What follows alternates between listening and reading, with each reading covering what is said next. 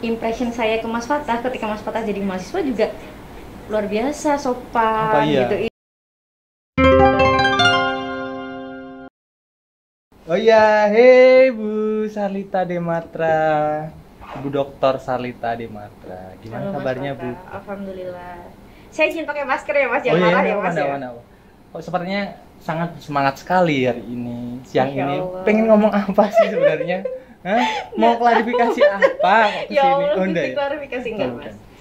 Saya kan ini seneng diundang sama Mas Fatah. Oh iya, kita ngobrol-ngobrol gitu ya, Ngobrol. share pengalaman, share ide-ide gitu kan.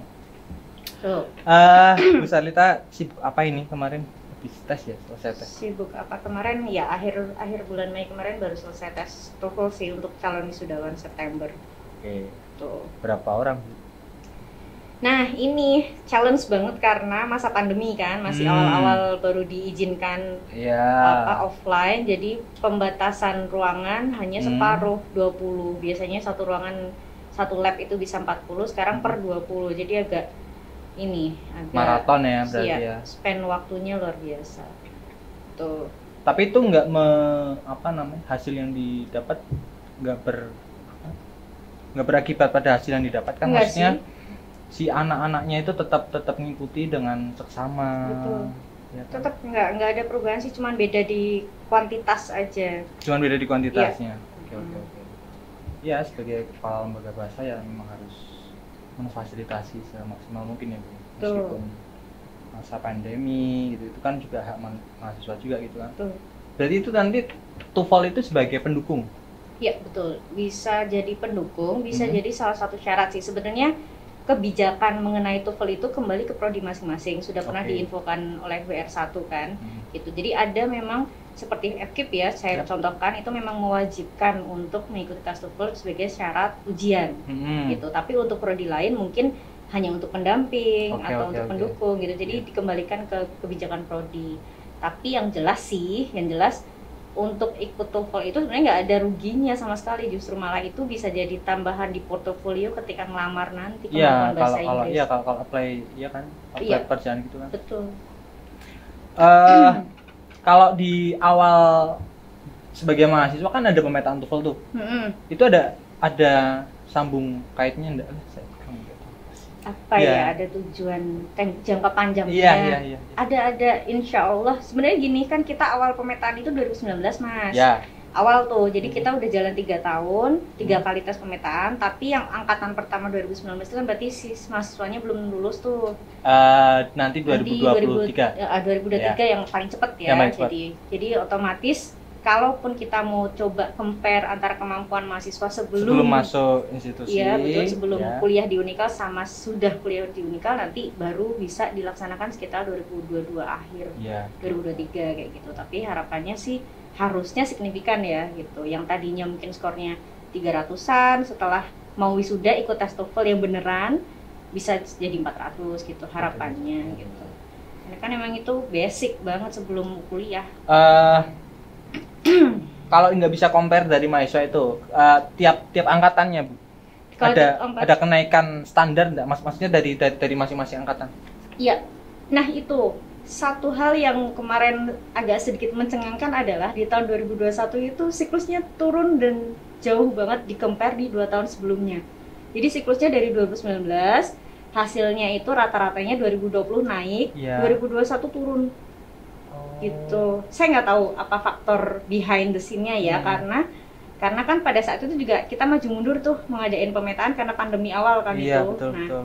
Mungkin ya itu pengaruh atau apa, saya kurang paham. Yang penting ketika kita kalkulasi tuh, kita bikin, jadi per prodi kita bikin hasilnya rata-ratanya berapa dibandingkan satu universitas berapa, itu jauh lebih rendah dari 2 tahun sebelumnya untuk yang tahun kemarin. Nah, apakah saringannya juga berbeda? Bonus kita nggak pernah. Berarti kan orang-orangnya kan berarti. Betul, orang-orangnya kan. Orang-orangnya kan. Terus kenapa bahasa Inggris Bu? Artinya kan sebagai kepala lembaga bahasa, sebagai lembaga bahasa kan mungkin ada teman-teman mahasiswa itu yang dia ternyata di luar itu concern ke bahasa yang lain gitu kan? Ya. Sebetulnya di program saya di Lembaga Bahasa 5 tahun masa kerja saya itu, di tahun terakhir itu saya udah pengen provide kayak apa semacam kursus tapi untuk bahasa lain gitu. Tapi memang kendalanya di calon pengajarnya Mas gitu. Itu karena kalau bahasa Inggris kan jelas ada dosen bahasa karena Inggris. Kita punya prodi bahasa Inggris. Betul, bahasa Indonesia juga ada bahasa Indonesia. Ada bahasa Indonesia dan kita berusaha memfasilitasi UKBI kayak uji kompetensi bahasa Indonesia. Ada. Nah, kalau yang bahasa lain itu kan berarti kita harus cari orang di luar kampus nih. Nah, itu yang saya masih PR banget gitu. Tetapi memungkinkan. Memungkinkan karena kita kan ke depan ada pertukaran itu kan international student. Nah, itu tuh saya juga udah pernah ngobrol sama IO. Kalau nanti ada student exchange dan mereka dari bahasa lain, nah bisa tuh selama sebulan dia diminta untuk ngajarin teman-teman mahasiswa kita bahasa mereka gitu. Kayak kemarin misalnya Vietnam, orang Vietnam datang sebulan belajar Vietnam, kayak itu kan bisa sebenarnya. Cuman karena pandemi buyar semua kan. Iya benar. Gitu. Berarti ya sih. Iya, makanya tempat itu tak pikir loh, lembaga bahasa ya artinya memang memungkinkan tapi kan ya karena kan memang kita jujur saja artinya seorang mahasiswa memilih bahasa Inggris itu kan banyak alasannya gitu kan. Kalau saya kan memang dulu maksudnya saya suka bahasa Inggris itu karena dulu saya cenderung suka mendengarkan lagu musik barat kan. Kalau Bu Salita kan beda lagi alasannya kenapa bahasa Inggris itu kan. Terus ada lagi yang dia karena suka film bahasa Inggris gitu kan. Masa kecilnya didominasi film bahasa Inggris. Nah, kan ada juga di luar sana mungkin mahasiswa yang waktu masa kecilnya itu dihiasi dengan film India, ya kan gitu kan. Terus kemudian saya nggak bisa bahasa Inggris, kan ada nih kadang saya nggak bisa bahasa Inggris Mas, tapi saya bahasa Jepang bisa, karena saya wibu gitu, bisa saja. Terus kemudian saya bahasa Inggris nggak terlalu pintar Mas, tapi kalau Korea bisa gitu, karena saya penyuka drama Korea. Saya fans BTS cabang Wonopringgo gitu kan, memungkinkan gitu. Mungkin banget ya. Gitu. Kalau ada lagi India gitu kan. Kalau India kan mungkin dulu waktu kecilnya kan senang film India, bukan dianya tapi mungkin orang tuanya atau kakaknya atau bulenya nonton film India ya udah gitu kan. Jadi lagu-lagunya koimil kayak gitu kan. Ngumpet di belakang pohon gitu kan. Sambil tarik-tarian selendang gitu kan. Kalau sekarang sih bukan koimil kaya. Apa tuh? Koi bikin kaya. Bikin kaya kayak. Ya koi bikin kaya. Sekarang kan ini apa namanya? Koi itu luar biasa. Ternakan koi. Ya. Bahasa enak ya, Bu ya. Tapi bahasa itu kan untuk berkomunikasi. Betul. Iya kan? Jadi penting dong. Iya. Kalau ngelihat Ibu, saya kalau panggil Bu Salita Ibu itu kok kayaknya terlalu jauh, Mbak aja kemungkinan ya? Ya Allah, Gusti Dik gimana nih? Muka borosan situ sih. Masih nego juga berani Bro. Iya berani ya. Boleh. Miss aja Miss boleh. Kirim ke baratan ya. Jadi kalau lihat tampilan Miss Salita itu kan milenial gitu kan. Kalau ngajar juga kayaknya lebih cenderung ke mentor, ke sahabat gitu kayaknya. Banget sih. Maksudnya mungkin karena nggak tahu ya Mas. Mungkin karena zaman sekarang itu anak-anak juga nggak bisa di-treat seperti zaman saya dulu. Gitu. Nggak bisa di-treatment kayak zaman dahulu. Iya. Kan harus ngikutin perkembangan anak muda zaman now kan. Pergeseran kurikulum dan sebagainya gitulah. Itu kalau misalnya kitanya yang strict, yang kitanya black and white gitu, nggak bisa ada compromise diantaranya, pasti akan jadi bumerang buat diri kita sendiri sebenarnya sebagai dosen kan gitu. Apalagi bahasa itu kan tadi Mas, kuncinya tuh sebenarnya keywordnya sudah jelas, komunikasi. Jadi kalau ada orang bilang kenapa sih Bu saya kok nggak bisa bahasa Inggris padahal saya udah les di sana sini, ya karena nggak pernah dipakai komunikasi, that's it gitu. Kenapa saya nggak bisa bahasa Korea, nggak bisa bahasa ini ya karena kamu nggak pernah pakai gitu.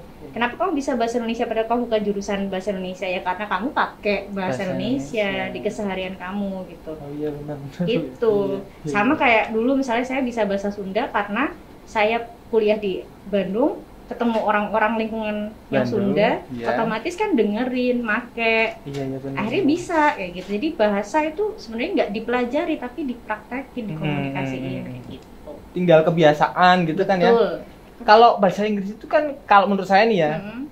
kalau vocabulary pembendaraan katamu itu kurang, kemudian kalau grammar kayaknya bisa dipelajari sih, ya kan? Grammar itu kan rumus-rumus itu Betul. tense, simple Betul, tense, past betul. tense gitu kan.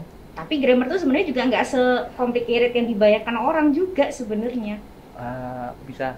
Kok bisa? Karena sebenarnya grammar itu hanya mengajarkan seperti kita hidup aja, hanya bicara tentang masa lalu, masa sekarang, masa depan. Udah sebenarnya itu. Iya sih. Orang Indonesia aja yang over analysis, kemudian ada tenses 16, tenses 19, Iya, bener tenses kan 27. Itu yang bikin momok. Akhirnya orang, ih tuh susah bahasa Inggris, grammarnya banyak, rumusnya, padahal Head worker nggak usah, apa nggak usah. gitu kan. Cuma 3 aja.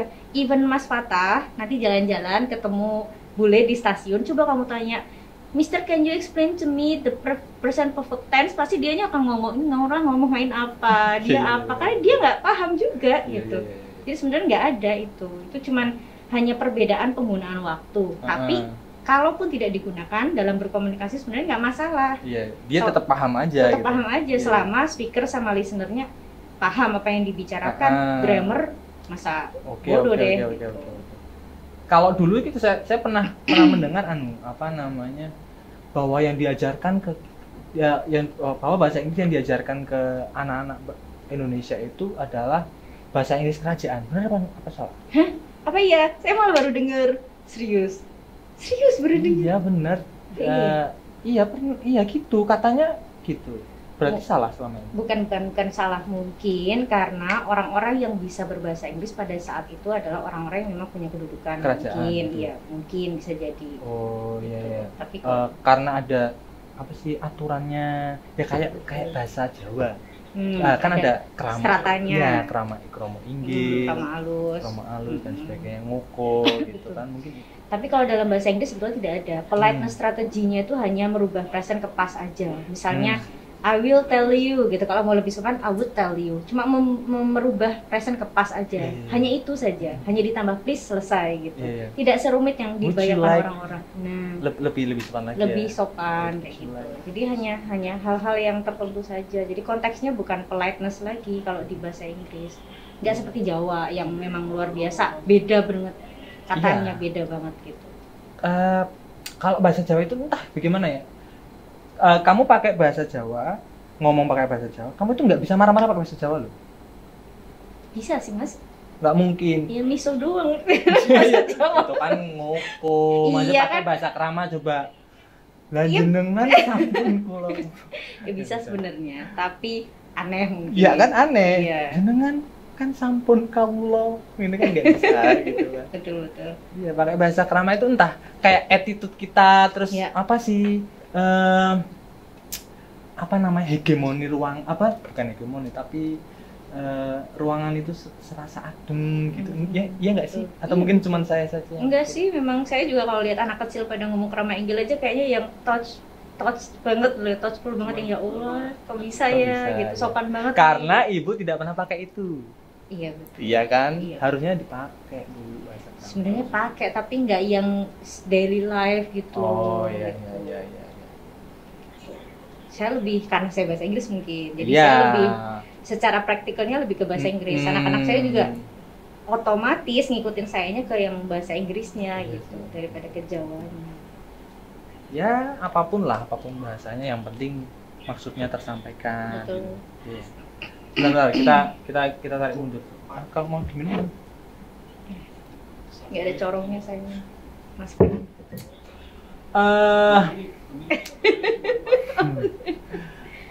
Apa namanya? Kita narik lagi ke belakang. Kalau kita ngobrol lagi tentang komunikasi antara ibu dengan mahasiswanya. Tadi disampaikan bahwa nge-treatnya itu lebih ke mentor, lebih ke Betul. sahabat, Ya. atau discuss friend gitu. Ada nggak hal-hal yang cukup memberatkan di situ? Kesulitan nggak? Atau mungkin itu memang treatment ibu dari awal memang saya memang orangnya masih gini ya? Ya. Sebenarnya ya kesulitan pasti ya, kesulitan pasti. Tapi lebih ke etik ya sebenarnya, lebih ke etiknya, lebih ke etika mahasiswa ketika berkomunikasi dengan dosen. Padahal ya sesantai-santainya saya atau milenial-milenialnya saya, bahasa yang saya gunakan tetap bahasa yang baku, yang sopan gitu. Cuman kadang nggak tahu gimana mahasiswa atau anak muda zaman now itu ya, bilalah ketika sudah dibaku pun balasannya tetap tidak baku dan aneh gitu. Jadi malah kadang tidak beretika kayak gitu. Sebenarnya kalau kita bicara etik tidak hanya dari pemilihan katanya aja sih, tapi dari waktu sapaan, waktu pengiriman pesan misalnya, ini kita bicara texting gitu. Terus kemudian pemilihan bahasa, pemilihan kata, itu juga penting sekali gitu. Hanya antara aku dan saya aja udah beda vibes-nya, ya kan? Iya benar. Gitu. Padahal sih nggak maksud, saya paham anak-anak muda tuh nggak sopan, cuman karena terbiasa kayak gitu. Kemudian ketika dia berbicara dengan dosennya itu tidak menempatkan diri dengan pas gitu, kemudian tetap pakai aku gitu. Padahal saya juga membahasakannya saya tidak pernah pakai aku di kalau sama Mas. Iya, paling hal yang membuat saya agak sedikit santai di kelas atau berkomunikasi ya paling menggunakan emot. Itu saya ini banget, emot lecturer banget gitu, segala macem saya emotin pasti kayak gitu. Itu kan sebenarnya sudah degree-nya sudah turun. Karena kan mungkin dosen-dosen yang sepuh atau dosen-dosen zaman dulu mungkin nggak kenal emot gitu kan. Iya. Lebih baku sebenarnya kan, lebih mencairkan suasana, tapi tetap mempertegas apa namanya mimik gitu kan ya. Tapi kan ada batasan. Iya, iyalah. Nah, tapi mahasiswa kadang dari emot juga kadang nggak lihat kan. Ya kan ada ungkapan, kalau dari Jawa kan ada ungkapan ngono ya ngono ning aja ngono gitu kan. Ya wajar sih. Tapi how you to treat that ketika hal itu terjadi gitu. Maksudnya ketika ada mahasiswa yang ini terlalu overlap ya. Ya, saya ada degree-nya sih. Ada yang saya pahami, maksudnya ada yang saya maafkan, maksudnya saya bahas. Tapi tetap disampaikan kan? Atau enggak? Tetap dikasih tahu enggak, Mas? Enggak, kalau misalnya contohnya Bu nanti masuk enggak gitu ya, pakai enggak.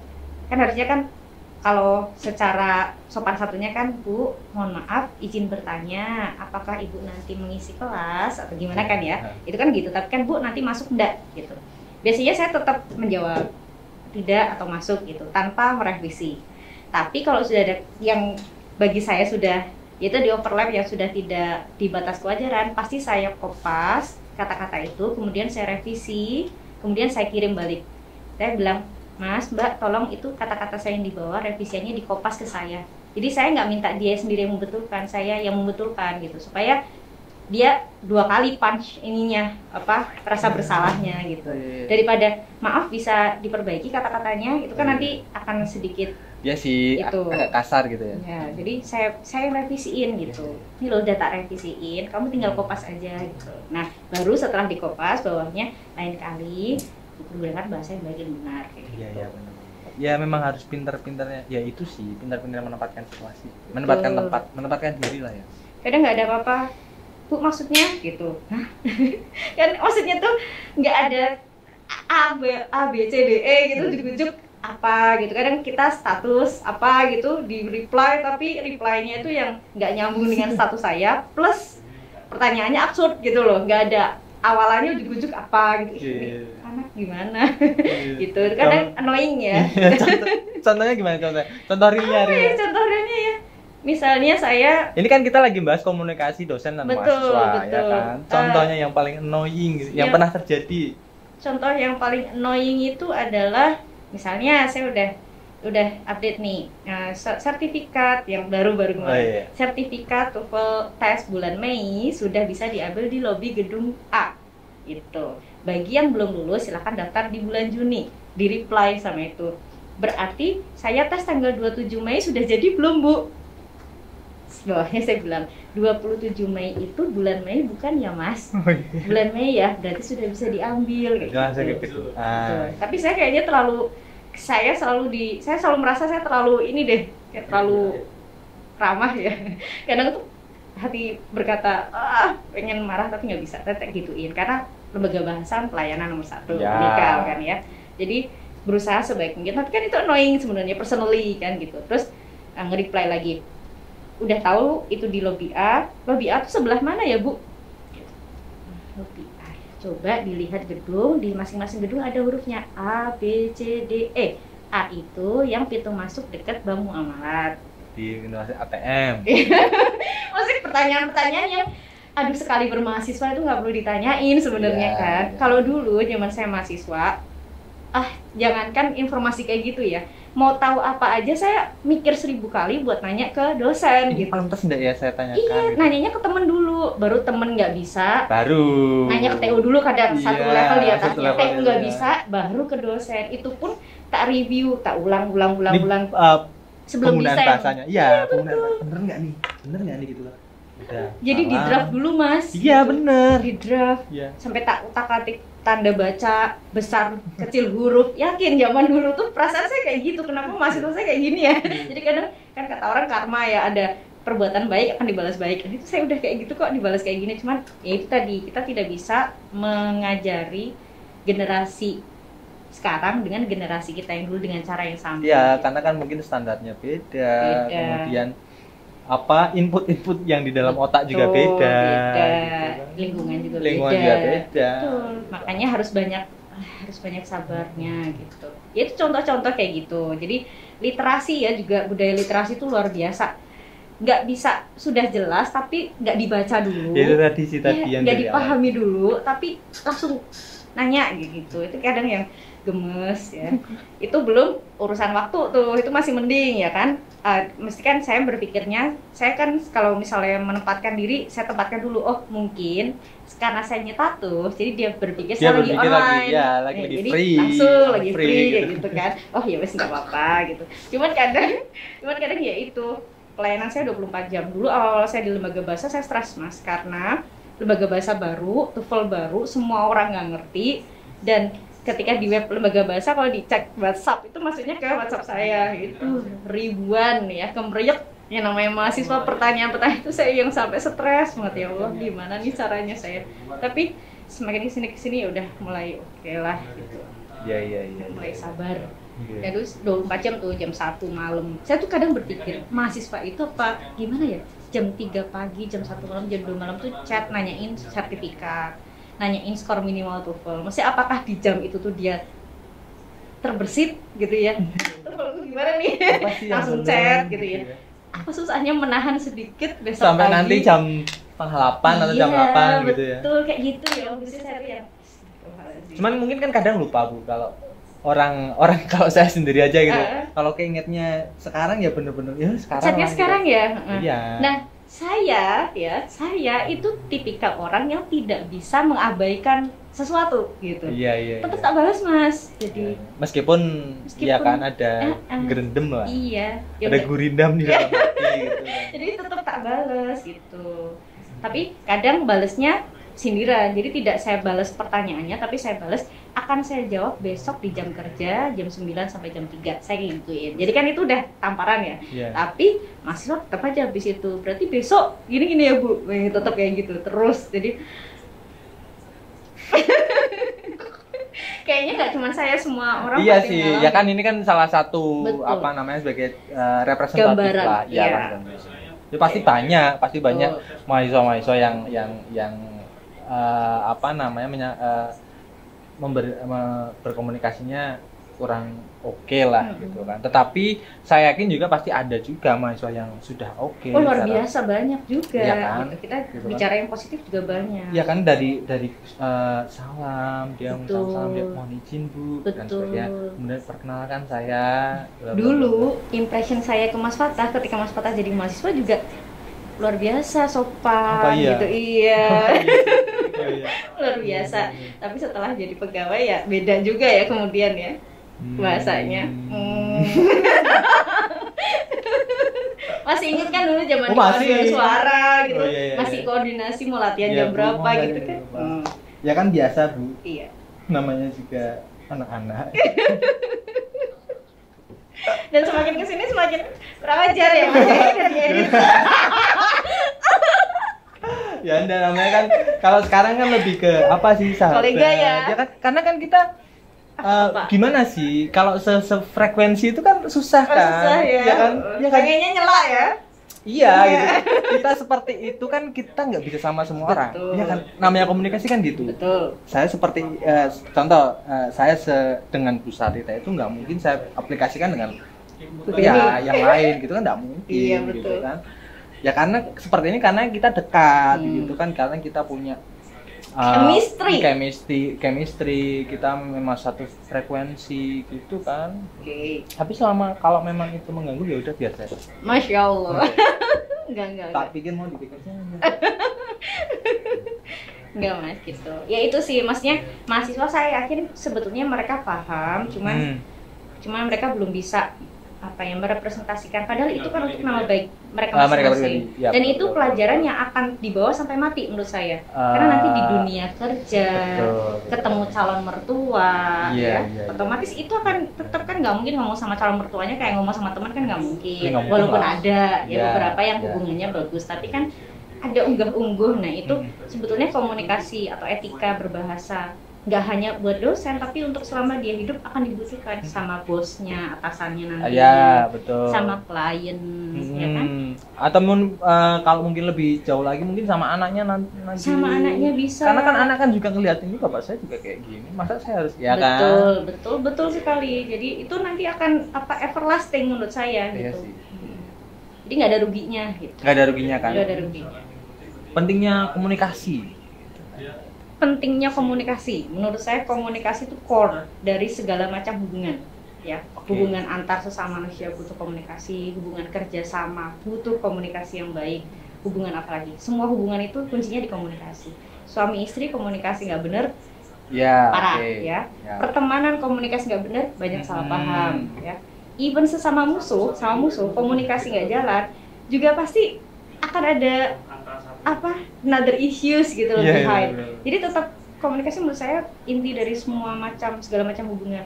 Even kita sama kucing kita, misalnya kita punya kucing, apa iya sih anteng-antengan ngasih gerak kan nggak mesti push itu kan komunikasi. Ya bayangin kamu ngasih kucing tapi nggak usah ngomong apa-apa gitu. Gitu kan ya. Terus apa iya kucingnya juga anteng kan mesti kucingnya tetap nyiung kan dia juga ada usaha untuk berkomunikasi ya dengan bahasanya dia. Jadi menurut saya ya itu the amazing things of language itu communication itu tadi. Kenapa saya suka bahasa itu karena ya mungkin karena setiap orang kan kadang ada kemampuan yang berbeda ya. Ada yang memang dia bahasanya bagus, ada yang hitungannya bagus, ada yang dia secara psychological-nya bagus, emotionalnya bagus. Nah, sebenarnya saya dari kecil itu memang keen on-nya tuh ke bahasa. Jadi untuk mempelajari bahasa baru tuh saya nggak butuh waktu lama dibanding hitung-hitungan. Kalau hitungan wassalam deh. Asik loh ternyata ya. Enggak, maksudnya memang bahasan tentang komunikasi itu lucu. Sangat menggairahkan sih kalau bagi saya sekarang. Apalagi di sosial media. Betul. Kita sering katakanlah kita pakai WhatsApp gitu lah. Saya WhatsApp itu karena ya namanya juga teks. Ya. Nggak ada penekanan di mana. Betul sekali. Kan, betul. itu kan kadang yang ini maksudnya banyak salah paham. Betul. Iya Mas. Makanya saya lebih cenderung kalau memang ini penting saya langsung telepon. Ya. Atau enggak kalau mungkin kesusahan ya mungkin saya pakai emot. Ya, untuk membantu lah. Kalau enggak ya voice note gitu kan. Setuju Mas.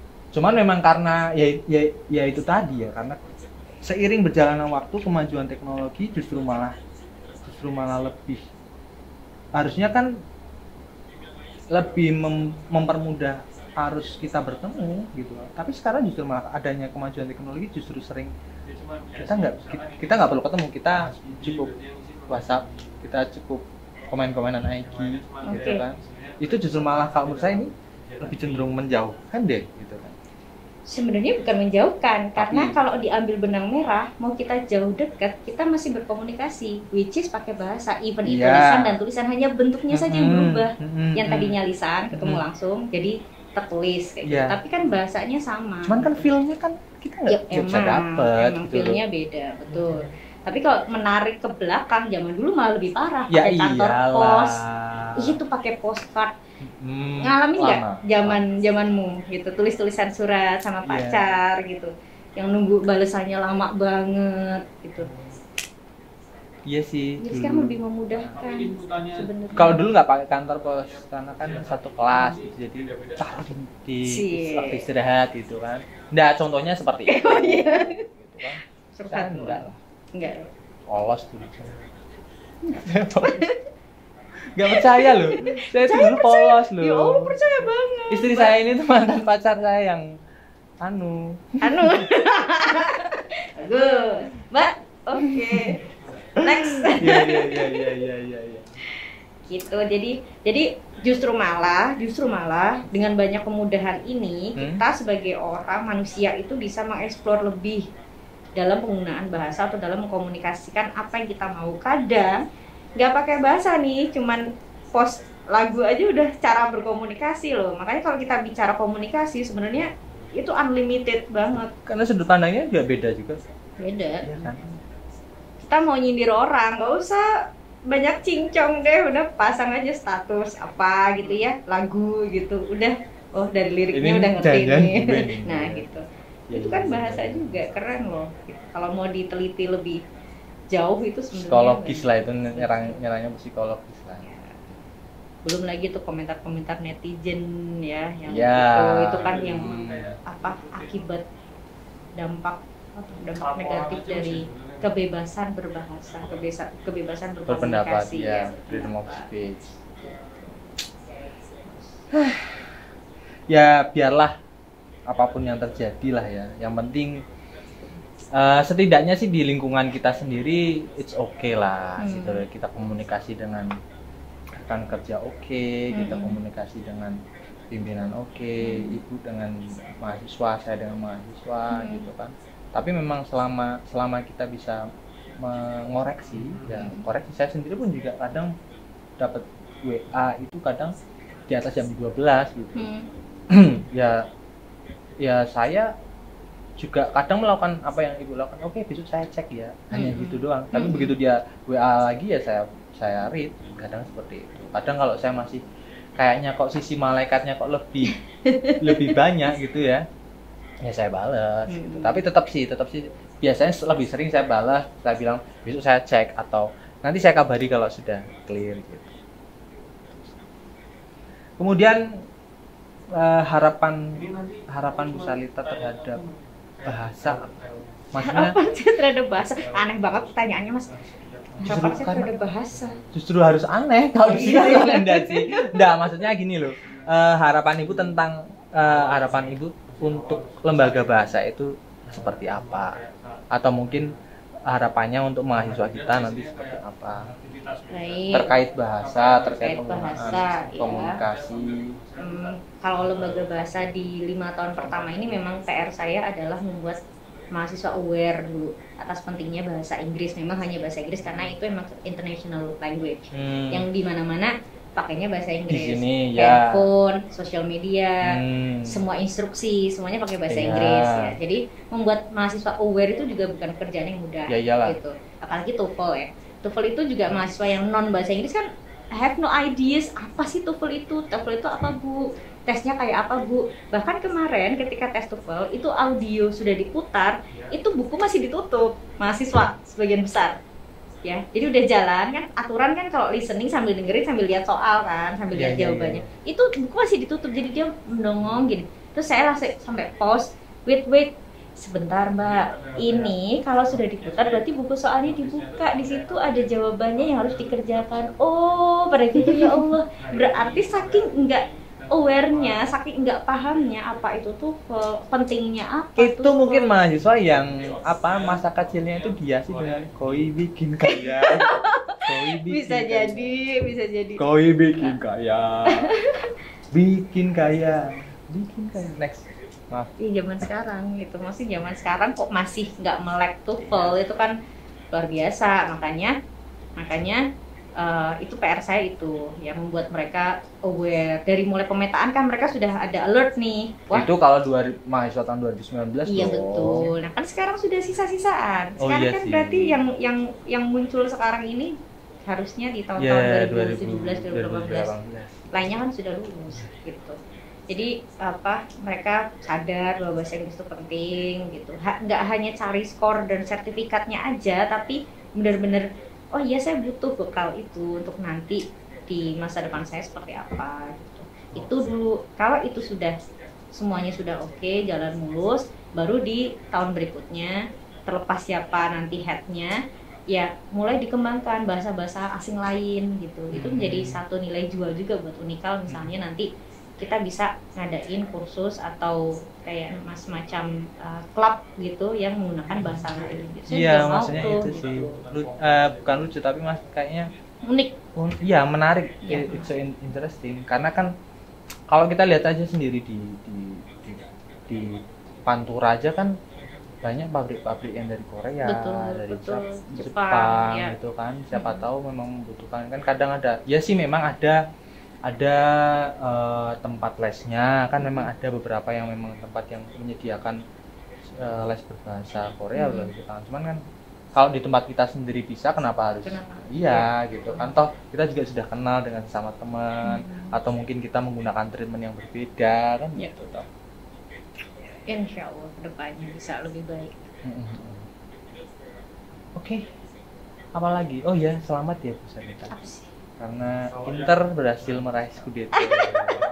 Aduh saya nggak tahu kalau ini mau dibahas dulu di sini. Oh iya. Enggak, ya kan karena ya itu harapannya bukan harapan sih, ya itu paling juara pertama dan terakhir. Ini banyak Juventus yang nonton loh nanti. Iya iya. Oh iya, saya juga Juventus. Saya Juventus ya. Maaf ya Mas ya. Enggak.